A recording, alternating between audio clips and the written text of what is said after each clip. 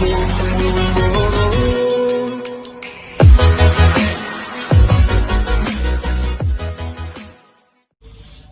कल तक हमने दो प्रिपरेशन की थी हमारे अल्केन की। एक हमने अनसैचुरेटेड हाइड्रोकार्बन से अल्केन को प्रिपेयर किया था और दूसरा हमने अल्काइल हैलाइड से प्रिपेयर किया था अल्केन को। तो आज हम थर्ड प्रिपरेशन करेंगे अल्केन की फ्रॉम कार्बोक्सिलिक एसिड।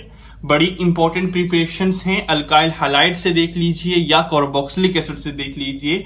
कभी कभी वो डायरेक्ट क्वेश्चन भी डाल देता है कि कार्बोक्सिलिक एसिड से अल्केन की प्रिपरेशन करके बताओ या वर्स रिएक्शन से अल्केन की प्रिपरेशन करके बताओ। तो इनको इंडिविजुअली भी आप तैयार करने की कोशिश करेंगे, ये बहुत ही इंपॉर्टेंट है। तो आज शुरू करते हैं कार्बोक्सिलिक एसिड से अल्केन को कैसे प्रिपेयर किया जाता है। देखिए दो प्रोसेस हैं जिन प्रोसेस से कार्बोक्सिलिक एसिड से अल्केन को प्रिपेयर करते हैं। पहला प्रोसेस होगा हमारा डीकार्बोक्सिलेशन। एक डीकार्बोक्सिलेशन मेथड है जिससे हम क्या करेंगे, अल्केन की प्रिपरेशन करेंगे हम कार्बोक्सिलिक एसिड से। और दूसरा मेथड जो हमारा होगा वो है कोल्ब्स इलेक्ट्रोलिसिस। तो कार्बोक्सिलिक एसिड में हमें दो रिएक्शन करनी है, कोल्ब्स इलेक्ट्रोलिसिस रिएक्शन करनी है और डीकार्बोक्सिलेशन रिएक्शन करनी है। बस यही दो रिएक्शंस करनी है हमें यहां पे, और हम फिर अपना कार्बोक्सिलिक एसिड से अल्केन को प्रिपेयर करेंगे। तो शुरू करते हैं सबसे पहला मेथड, डीकार्बोक्सिलेशन वाला method. What do you mean bye decarboxylation? Decarboxylation एक ऐसा फिनोमिना होता है जिस फिनोमिना के अकॉर्डिंग हम कह सकते हैं कि कहीं से भी एक रिमूव हो जाए, the process of removal of carbon dioxide from organic compound is known as decarboxylation. मतलब कार्बन डाइऑक्साइड के रिमूवल को हम क्या कहते हैं, डीकार्बोक्सिलेशन कहते हैं। डिहाइड्रोजिनेशन हाइड्रोजन के रिमूवल को, H2 के रिमूवल को, डिहाइड्रेशन वाटर के रिमूवल को। इसी तरीके से डीकार्बोक्सिलेशन कार्बन डाइऑक्साइड के रिमूवल को या रिमूव होने को हम क्या कहते हैं, डीकार्बोक्सिलेशन कहते हैं। ठीक है, ये क्लियर है। अब हमें क्या करना है, डीकार्बोक्सिलेशन में क्या होता है, किस तरीके से रिएक्शन होती है वो समझना है। हम क्या लेंगे आपके सामने, किससे प्रिपेयर करेंगे अल्केन को, कार्बोक्सिलिक एसिड से। तो हम आपके सामने लेंगे कार्बोक्सिलिक एसिड। ये होता है हमारा कार्बोक्सिलिक एसिड RCOOH। मानते हैं आप इस बात को, यह है हमारा कार्बोक्सिलिक एसिड। कार्बोक्सिलिक एसिड को हमने रिएक्ट करवाना है NaOH सोडियम हाइड्रो ऑक्साइड के साथ। जैसे ही इसके साथ रिएक्शन होगी हमारा बनेगा, देखिए एक H एसिडिक H होता है, आपको पता है कार्बोक्सिलिक एसिड एसिड होता है। तो एसिड वो होते हैं जो कि प्रोटॉन देते हैं, ये होता है कार्बोक्सिलिक एसिड RCOOH। ये H जो है ये एक्टिव हाइड्रोजन है। कल के लेक्चर में बताया था एक्टिव हाइड्रोजन क्या है। ठीक है, एक्टिव हाइड्रोजन इलेक्ट्रोनेगेटिव एलिमेंट के साथ जुड़ने वाला। अब यहां से हाइड्रोजन बाहर चला जाएगा, ये हाइड्रोजन, और हमें पता है कि NaOH कैसा होता है, Na पॉजिटिव OH नेगेटिव। यहां से H पॉजिटिव प्रोटॉन बाहर गया और ये पॉजिटिव H वाला OH को पकड़ेगा तो क्या बना देगा, वाटर बना देगा। ये आपको पता भी होना चाहिए था इससे पहले, और पता भी होगा मैक्सिमम केसेस में। एक चीज आपके सामने बनेगी वाटर। उसके बाद बचा क्या है, एक बचा है, मैं आपको दूसरे पेन से हाईलाइट करके बताता हूं। हमारे पास बचा है RCOO और साथ में Na। तो यही जुड़ जाएंगे आपस में और बन जाएगा RCOONA और साथ में हमारा वाटर मॉलिक्यूल। क्लियर है? अच्छा, अब इसी RCOONA को, इसको क्या बोलते हैं कुछ पता है, मैं बताता हूं 2 मिनट के बाद। फिर से रिएक्ट करवाएंगे हम NaOH के साथ, NaOH, लेकिन इस बार किसकी प्रेजेंस में, CaO कैल्शियम ऑक्साइड, और टेम्परेचर हमारा होगा 630 केल्विन। टेम्परेचर है 630 केल्विन। तो बनने क्या वाला है जरा देखिए, मैं आपको बताता हूं। एक यहां से R और एक यहां से H, R और H मिल जाएंगे,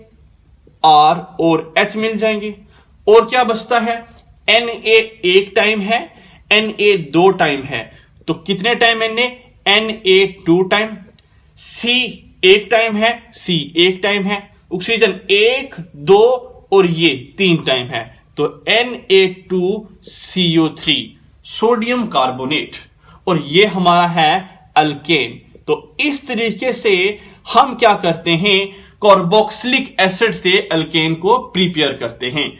ये क्या है, जरा इस पे फोकस कीजिए। ये होता है RCOO नेगेटिव Na पॉजिटिव, ठीक है, क्योंकि Na पॉजिटिव क्यों है, बिकॉज हम जानते हैं कि ये इलेक्ट्रोपॉजिटिव एलिमेंट है, तो इलेक्ट्रोपॉजिटिव एलिमेंट है, दैट्स व्हाई इलेक्ट्रोनेगेटिविटी इसकी कम है, that's why positive charge bear कर रहा है और ऑक्सीजन नेगेटिव चार्ज बियर कर रहा है। तो ये क्या होता है, RCOH carboxylic acid. Carboxylic acid से आप प्रोटॉन को निकाल रहे थे और साथ में आप जोड़ रहे थे सोडियम, और सोडियम के ऊपर पॉजिटिव चार्ज और ऑक्सीजन के ऊपर नेगेटिव चार्ज, और पॉजिटिव और नेगेटिव चार्ज वहां होता है जहां हमारे क्या हूं, साल्ट्स हों, हमारे साल्ट्स हों। डेफिनेटली कोई साल्ट बना है। अब साल्ट किसका बना है, सोडियम का, तो यह है सोडियम का साल्ट। लेकिन सोडियम के साल्ट किसके साथ मिलके बन रहा है, कार्बोक्सिलिक एसिड के साथ, क्योंकि RCOH से H निकाला था तो Na लगाया था ना, तो इसका नाम होगा sodium salt of carboxylic acid, के कार्बोक्सिलिक एसिड से H को निकाला और Na लगाया तो sodium salt of carboxylic acid बनता है। तो यह है sodium salt of carboxylic acid. और मैं आपको एक और चीज भी बता दूं, अगर आप कंफ्यूज ना हो, अगर आपको समझ आए तो कर देना, लिख देना NaOH, यहां देखिए NaOH और CaO, NaOH एंड CaO, इन दोनों के मिक्सचर को हम बोलते हैं सोडा लाइम। क्या बोलते हैं, सोडा लाइम, सोडा लाइम, ठीक है, ये बात भी आप याद रखिए। तो ये था पहली प्रिपरेशन जो कि आज के लेक्चर की थी, डीकार्बोक्सिलेशन वाली। डीकार्बोक्सिलेशन से हम कैसे प्रिपेयर करते हैं अपने अल्केन को। अगर आप कंफ्यूज हो रहे हैं अभी तक, तो आपको मैं बता दूं कि जहां R है वहां आप CH3 लगा दीजिए, COOH। क्या नाम होगा जरा बता सकते हैं इसका, ये 2 कार्बन वाला है, 1 और 2 कार्बन वाले के लिए इथेनोइक एसिड लिखते हैं, ये आपने ऑलरेडी पढ़ा हुआ है, इसका नाम है इथेनोइक एसिड। इथेनोइक एसिड में आप डालेंगे NaOH, तो आपका बनेगा CH3COONA, ठीक है, ये चीज बनेगी। सोडियम, अच्छा इसे एसिटिक एसिड भी बोलते हैं, तो सोडियम एसीटेट भी बोल सकते हैं इसका, सोडियम एसीटेट। इथेनोइक एसिड भी है नाम, तो दूसरा नाम एसिटिक एसिड भी है, ठीक है, एसिटिक एसिड भी है, तो दैट इज वाई इसका नाम है सोडियम एसीटेट, सोडियम एसीटेट। तो सोडियम एसीटेट तो बना, साथ में हमारा वाटर भी बन रहा है। अब यहां सोडियम एसीटेट लिया दोबारा से, सोडियम एसीटेट को हमने फिर से रिएक्ट करवाया NaOH के साथ in presence of CaO at 630 kelvin, तो हमारा CH3 और साथ में H जुड़ जाएगा, तो क्या CH4 बनेगा, और उसके साथ साथ हमारा by product sodium carbonate release होगा। आप देख लीजिए Na2CO3। तो ये थी पहली प्रिपरेशन जहां से हम अल्केन को प्रिपेयर करते हैं। मोरेओवर एक छोटी सी बात आप याद रखिए, अगर आप कार्बोक्सिलिक एसिड के 2 कार्बन ले रहे थे, यहां देखिए एक कार्बन और ये 2 कार्बन वाला कार्बोक्सिलिक एसिड ले रहे थे, आपको 1 कार्बन वाला अल्केन मिलेगा। अगर आप 3 कार्बन वाला कार्बोक्सिलिक एसिड लेंगे, आपको 2 कार्बन वाला अल्केन मिलेगा। फॉर एग्जांपल CH3 2 कार्बन वाला अल्केन क्या होता है, इथेन होता है, ठीक है। डेफिनेटली मैं आपको खुद टास्क देता हूं, खुद रिएक्शन कीजिए, आपका माइंड सेटअप ठीक होगा, आपको कॉन्फिडेंस होगा। मैं आपको बोलता हूं ये रिएक्शन है, ये हमारा रिएक्टेंट है CH3 CH2 COH, ये है हमारा कार्बोक्सिलिक। इसकी जगह पे ये लेके देखिए और NaOH के साथ रिएक्ट करवाइए, ये कुछ बनेगा, ऐसा कुछ बनेगा, ठीक है। उसके बाद देखना आपका प्रोडक्ट ये बनेगा CH3, ठीक है। डेफिनेटली मैं आपको यही समझाना चाहता था, अगर 2 कार्बन वाला कार्बोक्सिलिक एसिड लेंगे, 1 कार्बन वाला अल्केन बनेगा, 3 कार्बन वाला 1 2 3 वाला लेंगे, 2 कार्बन वाला बनेगा। तो ये थी डीकार्बोक्सिलेशन वाला प्रोसेस, जिससे हम क्या करते हैं, अपने अल्केन को आराम से प्रिपेयर कर सकते हैं। तो पहला मेथड हमारा कार्बोक्सिलिक एसिड वाला डीकार्बोक्सिलेशन इस टाइम खत्म हो गया है। अब हम नेक्स्ट प्रोसेस पढ़ते हैं जिसका नाम है कोल्ब्स इलेक्ट्रोलिसिस, और ये बहुत ही इंपॉर्टेंट प्रोसेस है। आपको समझना है कि कोल्ब्स इलेक्ट्रोलिसिस क्या होता है। देखिए, ऑलरेडी अभी आप पढ़ चुके हैं कि sodium salt of carboxylic acid किसे कहते हैं। ये है ना, हमने देखा था RCOONA, this is our sodium salt of carboxylic acid. मैं 2 मॉलिक्यूल ले रहा हूं आपके सामने sodium salt of carboxylic acid के, 2 टाइम RCOONA, 2 मॉलिक्यूल लिए sodium salt of carboxylic acid के, क्लियर है। और इन 2 मॉलिक्यूल को मैं रिएक्ट करता हूं 2 टाइम H2O के साथ, क्लियर है। अब मेरे पास प्रोडक्ट क्या बनना है, मैं वो चीज लिखता हूं।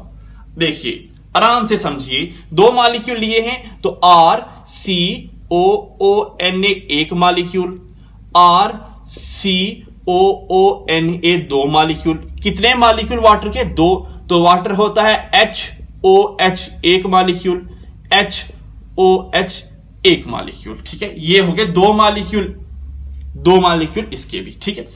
अब होगा यहां पे क्या, जो चीज मैं आपको बताने वाला हूं वो देखिए। ये वाला R और ये वाला R, मैं पूरा मैकेनिज्म आपको करवाऊंगा, आप फिक्र मत कीजिए। ये 2 R आपस में जुड़ेंगे तो बनेगा प्रोडक्ट R। अच्छा जी, उसके बाद देखिए क्या होने वाला है। उसके बाद हमारे पास ये एक Na, ये दूसरा Na, कितने टाइम Na? 2 time Na। और ये एक OH, ये दूसरा OH, कितने टाइम OH? 2 time OH।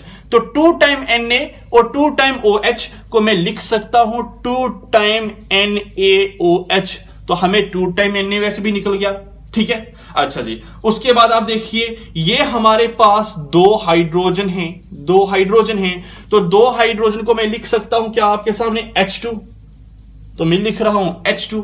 उसके बाद हमारे सामने ये एक CO2, ये दूसरा CO2, तो कितने टाइम CO2 है? 2 टाइम CO2, तो 2 टाइम CO2 में भी लिख सकता हूं 2 टाइम CO2। ये होती है हमारी रिएक्शन। ये मैंने आपको बता दिया, आप वीडियो को रिवाइंड करके देख सकते हैं कि क्या हो रहा है यहां पे।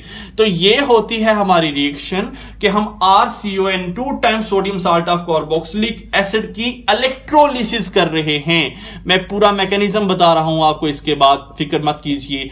इलेक्ट्रोलिसिस करेंगे, इलेक्ट्रोलिसिस करने से हमारा अल्केन बनेगा, अल्केन बनेगा इलेक्ट्रोलिसिस करने से। आइए मैं R की जगह आपके सामने क्या लेता हूं, कोई कार्बन का ग्रुप ले रहा हूं। फॉर एग्जांपल 2 टाइम CH3COONA, ठीक है, sodium salt of carboxylic acid. ये क्या नाम होगा? इसका नाम आप जानते हैं, सोडियम इथोऑक्साइड, सोडियम इथोनेट। सोडियम इथोनेट भी बोल सकते हैं या सोडियम एसीटेट भी बोल सकते हैं। सोडियम इथोनेट या सोडियम एसीटेट, दो नाम हैं इसके, ठीक है।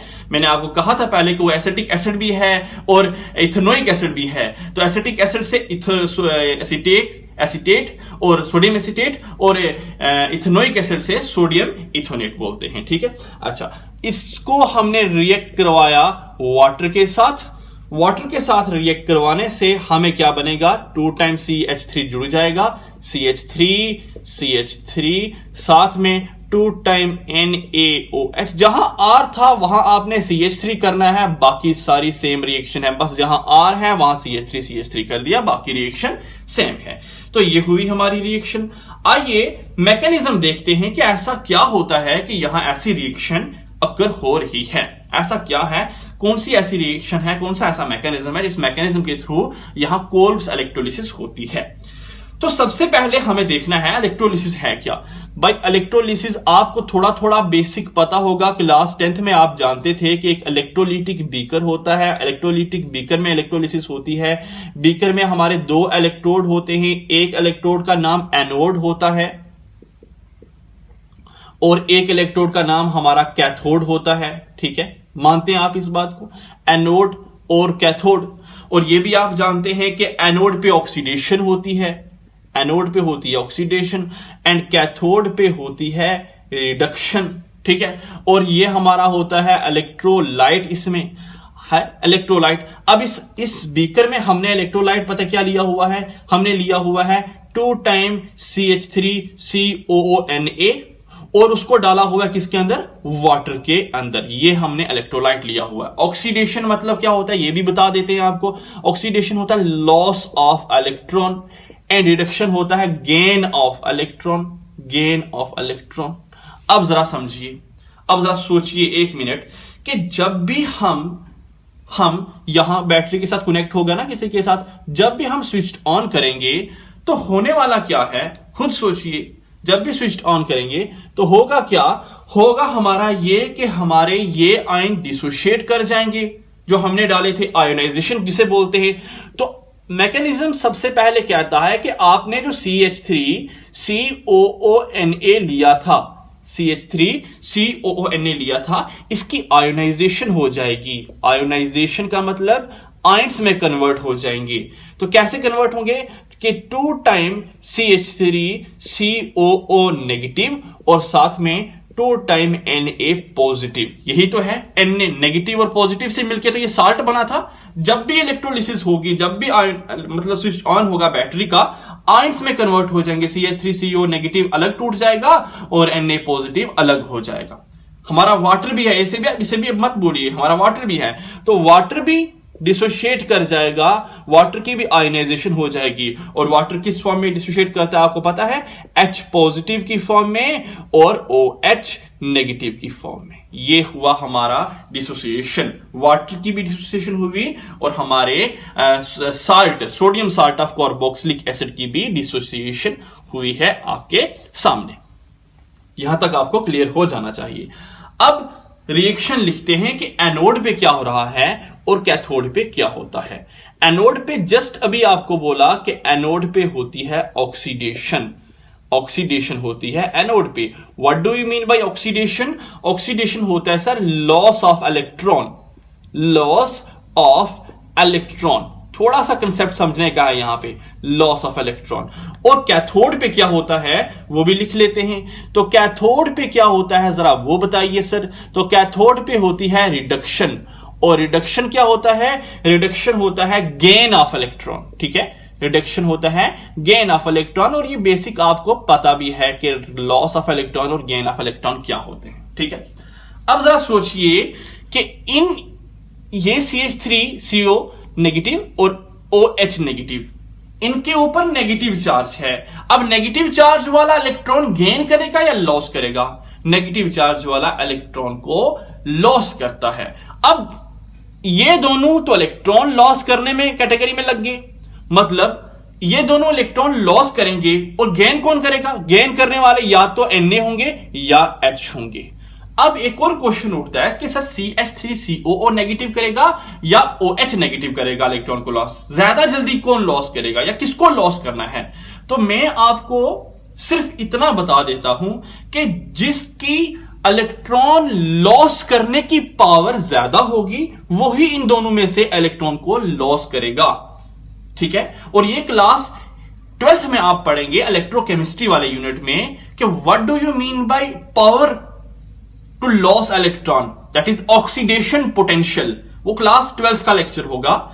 अभी आप सिर्फ याद रखिए कि जिसकी डिस्चार्ज होने की पावर ज्यादा है, डिस्चार्ज मतलब अभी चार्ज में है, नेगेटिव चार्ज दिखाई दे रहा होगा आपको, देखिए कंफ्यूज मत होइए। CH3COO नेगेटिव चार्ज है और साथ में OH नेगेटिव चार्ज है, तो ये दोनों इलेक्ट्रॉन लॉस करने में जाएंगे और इन दोनों में से वो इलेक्ट्रॉन लॉस करेगा जिसकी इलेक्ट्रॉन लॉस करने की पावर ज्यादा है या जिसकी डिस्चार्ज होने की पावर ज्यादा है, जिसकी डिस्चार्ज होने की पावर ज्यादा है। तो इन दोनों में से ज्यादा डिस्चार्ज जल्दी होगा हमारा CH3। डिस्चार्ज मतलब अभी चार्ज है ना उनके ऊपर, तो चार्ज खत्म कर, नेगेटिव चार्ज को खत्म होने की पावर ज्यादा है। तो इसमें से CH3COO नेगेटिव चार्ज ये वाला, इसकी पावर डिस्चार्ज होने की ज्यादा है, इसका मतलब इसकी होगी ऑक्सीडेशन। ठीक है, तो ये मैं आपको वहां बताऊंगा what do you mean bye discharge होने की पावर। ये इलेक्ट्रोड पोटेंशियल एक टॉपिक होगा, वहां पे हम डिस्कस करेंगे। अभी सिर्फ थोड़ा सा याद रखिए आप। ठीक है, तो होगा हमारा कौन discharge? CH3 2 time CH3COO negative, ये हो जाएगा डिस्चार्ज। अब जब डिस्चार्ज होगा तो कितने इलेक्ट्रॉन लॉस करेगा आपको पता होना चाहिए। आप बता दीजिए जरा। सर एक है तो एक के ऊपर एक नेगेटिव चार्ज है, दो है तो दो के ऊपर दो नेगेटिव चार्ज हैं, तो ये 2 टाइम CH3COO नेगेटिव देगा। और साथ में इसने कितने इलेक्ट्रॉन लॉस किए, माइनस में लिख रहा हूं, -2 इलेक्ट्रॉन, 2 इलेक्ट्रॉन इसने लॉस कर दिए। ठीक है, एक ने एक इलेक्ट्रॉन लॉस किया, दूसरे ने दूसरा इलेक्ट्रॉन लॉस किया और ये बन गया। ठीक है, आफ्टर सम टाइम ये जो बना ये हमारा ऐसा हो जाएगा। ये देखिए ये ऐसा है CH3, ये ऐसा लिख देता हूं साइड पे कहीं, CH3COO एक और दूसरा CH3COO दूसरा, ये दोनों आपस में जुड़ जाएंगे तो क्या बनेगा, CH3CH3 और साथ में एक कार्बन डाइऑक्साइड दूसरा कार्बन डाइऑक्साइड, और साथ में क्या रिलीज हो रहा है, 2 टाइम कार्बन डाइऑक्साइड। देखिए ये क्या हो रहा है, ये हमारे एनोड पे CH3COO डिस्चार्ज होगा, उसकी ऑक्सीडेशन हो रही है, लॉस कर रहा है, ये इलेक्ट्रॉन लॉस करके हमारा अल्केन बन गया एनोड के ऊपर। ठीक है, अल्केन बन गया। मैं इसको भी आपको मैकेनिज्म करके बताता हूं, कंफ्यूज मत होइए, हर एक चीज का मैकेनिज्म करके बताऊंगा आपको। ठीक है, तो ये अल्केन बना। अब बात आती है कैथोड पे। कैथोड पे रिडक्शन होती है, गेन ऑफ इलेक्ट्रॉन होता है। अब सर कौन इलेक्ट्रॉन गेन करेगा, सोडियम करेगा या हाइड्रोजन करेगा? गेन करने के लिए दो हैं जिनके ऊपर पॉजिटिव चार्ज है, तो गेन वो करेगा जिसके रिड्यूस होने की पावर ज्यादा है, मतलब जो जल्दी इलेक्ट्रॉन गेन कर सकता है। तो हाइड्रोजन की रिड्यूस होने की पावर ज्यादा है, दैट इज वाई हाइड्रोजन क्या करेगा, इलेक्ट्रॉन गेन करेगा। कितने इलेक्ट्रॉन लॉस हुए, 2 इलेक्ट्रॉन, तो इलेक्ट्रॉन गेन भी कितने होंगे, 2 होंगे। 2 टाइम H पॉजिटिव ने 2 इलेक्ट्रॉन गेन किए तो हमारा बन गया H2। ठीक है, हाइड्रोजन। ठीक है, तो ये होता है हमारा सिंपल कैथोड पे क्या हो रहा है और एनोड पे क्या। मोर ओवर बच क्या रहा है सर वो बता दीजिए। एक Na बच रहा है, एक OH बार बच रहा है, तो यही 2 time Na positive plus 2 time OH negative आपस में मिलेंगे और बाई प्रोडक्ट बना देंगे 2 टाइम NaOH। तो देख लीजिए आप, H2 भी आपको मिल गया, H2 भी आपको मिल गया, H2 भी आपको मिल गया, यहां ये वाली रिएक्शन थी, H2 भी मिल गया, H2 भी मिल गया, 2 टाइम NaOH भी मिल गया, 2 टाइम NaOH भी मिल गया, CH3 भी मिल गया, CH3 भी मिल गया, कार्बन डाइऑक्साइड भी मिल गया, एक नहीं था 2 निकल रहे थे। ठीक है, तो 2 टाइम कार्बन डाइऑक्साइड भी मिल गया और 2 टाइम कार्बन डाइऑक्साइड भी मिल गया। यही जो हमने रिएक्शन आपके सामने ऊपर लिखी थी, उसी रिएक्शन का मैकेनिज्म मैंने आपको ये नीचे करवाया। एनोड पे क्या हो रहा है, कैथोड पे क्या हो रहा है, और चारों के 4 प्रोडक्ट जो सर्कल किए हुए हैं मैंने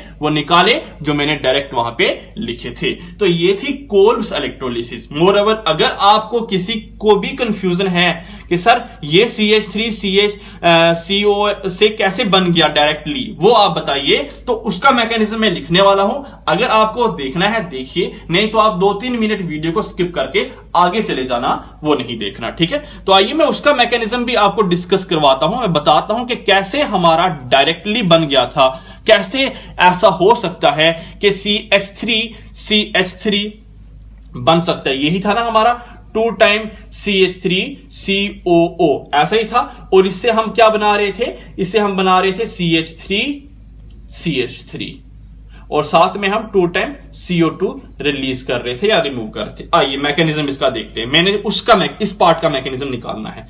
देखिए ये क्या है, ठीक है, ये ऐसा था नेगेटिव चार्ज, इससे पीछे था नेगेटिव चार्ज। ठीक है, 2 टाइम CH3COO नेगेटिव और साथ में 2 इलेक्ट्रॉन थे लॉस करने वाले, माइनस में 2 इलेक्ट्रॉन। पूरा मैकेनिज्म देखिए। ठीक है, एक CH3 को उठाइए, CH3C यहां पे O और नेगेटिव है तो डेफिनेटली यहां नेगेटिव चार्ज वाला ऑक्सीजन ऐसा होगा। ठीक है, CH3 ये एक उठाया, इसी तरीके से सेकंड भी होगा, 2 है ना, तो एक ऐसा है, दूसरा भी ऐसा होगा। अब एक इलेक्ट्रॉन लॉस करेगा तो कैसा हो जाएगा, CH3CO यहां O, कितने इलेक्ट्रॉन, 1 2 3 4 5 6, बच जाएंगे 5 इलेक्ट्रॉन। एक तो लॉस कर गया ना, तो प्लस 1 इलेक्ट्रॉन इसने लॉस कर दिया। सेकंड CH3CO भी ऐसा ही करने वाला है। अच्छा, इसको ले आइए नीचे, हमने लिखा दोबारा से नीचे, ये हमने लिखा, ये 1 इलेक्ट्रॉन यहां पे ऐसा, इस 1 इलेक्ट्रॉन को अंदर ले जाओ, ठीक है, ये दो इलेक्ट्रॉन है, सिंगल बॉन्ड है तो दो इलेक्ट्रॉन है, तो ये एक इलेक्ट्रॉन, ये एक इलेक्ट्रॉन, इस एक इलेक्ट्रॉन को यहां ले जाओ। ठीक है, सोचो क्या बनेगा, हमारा यहां कार्बन है, यहां कार्बन और ऑक्सीजन के भी डबल बॉन्ड है, ये ऑक्सीजन है एक सिंगल बॉन्ड से जुड़ा हुआ, ऑक्सीजन के ऊपर एक इलेक्ट्रॉन, दो इलेक्ट्रॉन, तीन इलेक्ट्रॉन, चार इलेक्ट्रॉन, ये एक इलेक्ट्रॉन अंदर आया यहां पे, ये एक इलेक्ट्रॉन इधर गया यहां पे, तो एक एक इलेक्ट्रॉन से बन गया डबल बॉन्ड, तो ये बन गया हमारा कार्बन डाइऑक्साइड।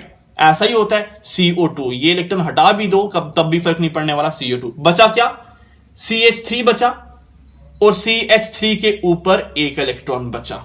ये मैंने एक CH3COO लिया, सेकंड CH3COO भी ऐसा ही करेगा। दो CH3CO मिलके कितने कार्बन डाइऑक्साइड दे रहे हैं, 2 टाइम्स CO2 दे रहे हैं, ये क्लियर है।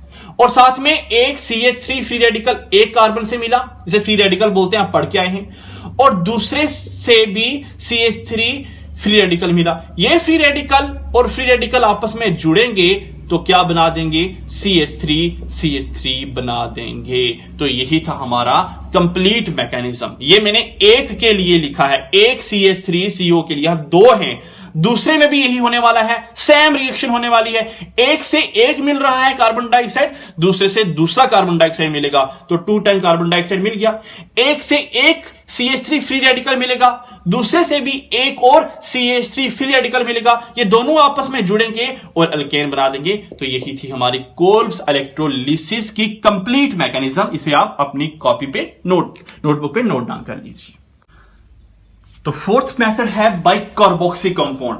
कार्बोक्सी कंपाउंड से अल्केन को प्रिपेयर करना है। Carboxy compound generally aldehydes and ketones को कहते हैं, जिनमें CO वाला फंक्शनल ग्रुप हो उन्हें कार्बोक्सी कंपाउंड कहते हैं, कार्बोनाइल फंक्शनल ग्रुप हो।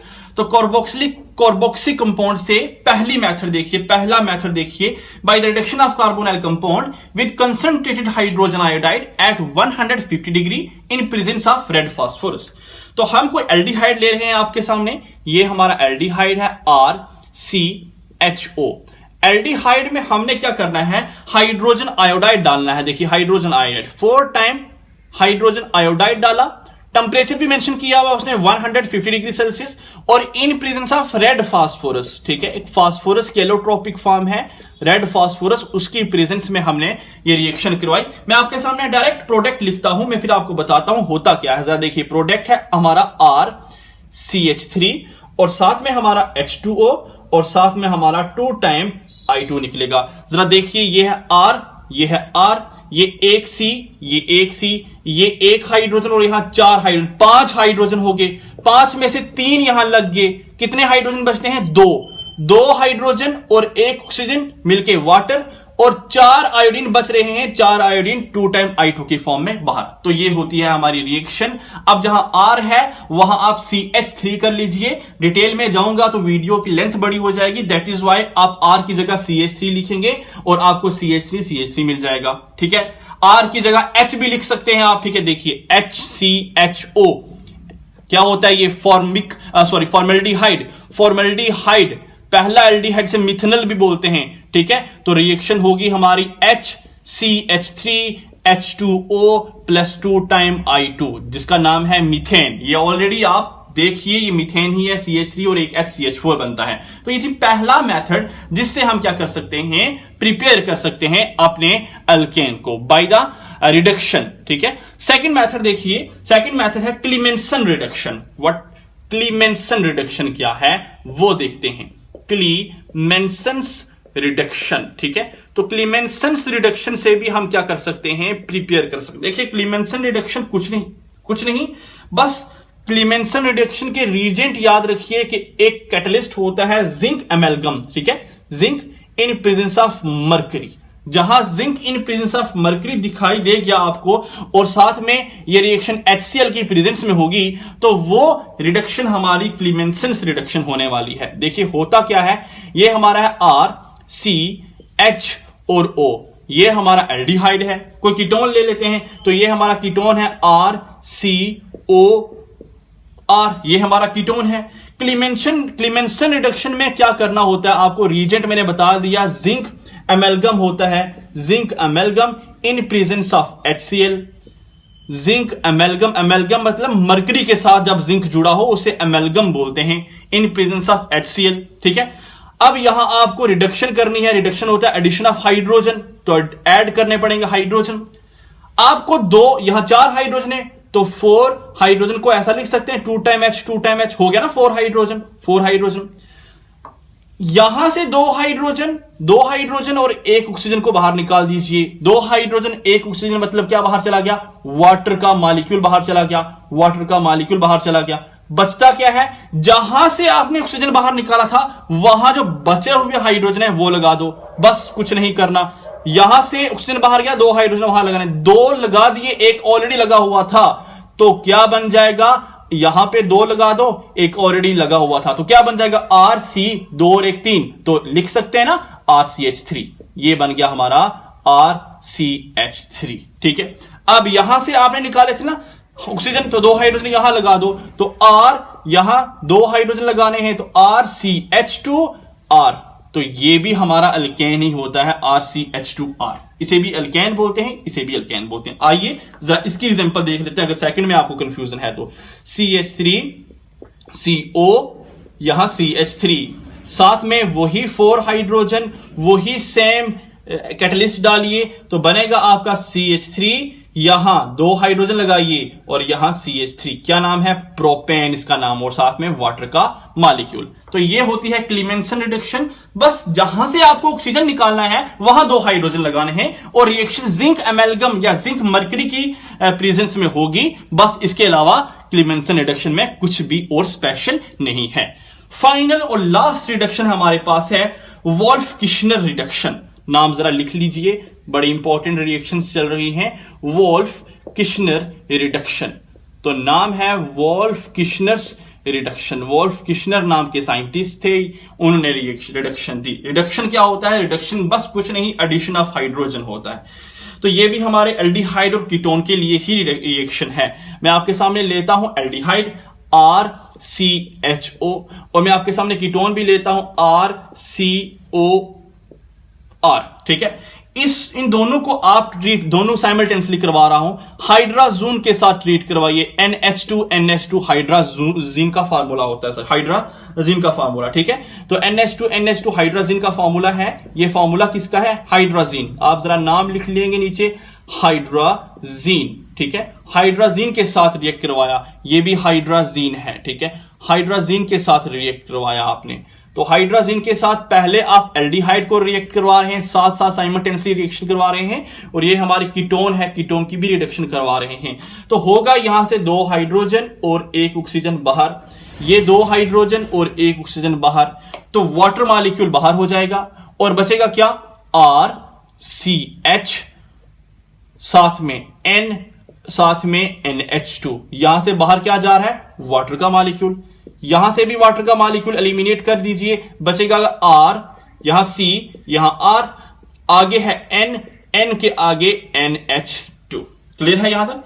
इसे हम हाइड्राजून बोलते हैं, ये एल्डिहाइडिक हाइड्राजून है, ये कीटोनिक हाइड्राजून है। तो नाम भी लिख दीजिए, इसका नाम हाइड्राजून है, हाइड्राजीन का यूज करके हाइड्राजून बनाया। ठीक है, हाइड्राजून बनाया। अच्छा, आगे देखिए, इस हाइड्राजून में आपको डालना है, इस हाइड्राजून, ये नीचे लिख रहा हूं मैं रिएक्शन। ठीक है, इसके आगे नीचे आई रिएक्शन।